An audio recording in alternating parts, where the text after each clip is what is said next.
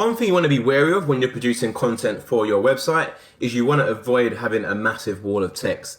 The reason being, as you'll see from this example below, we have the image on the left, which is just copy and paste all of the text. As a result, it's a massive wall of text. An example of the right, they've actually taken the text and they've added like a heading there, another subheading. They formatted it, they've added some bullet points.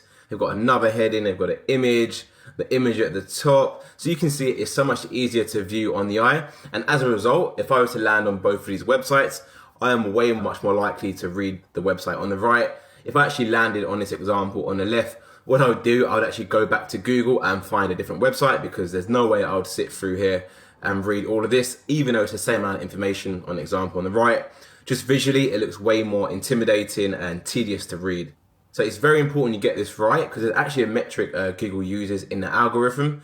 It's called dwell time. So essentially, the longer the person spends on your website, it's actually a good indication to Google that what you have on your website is good.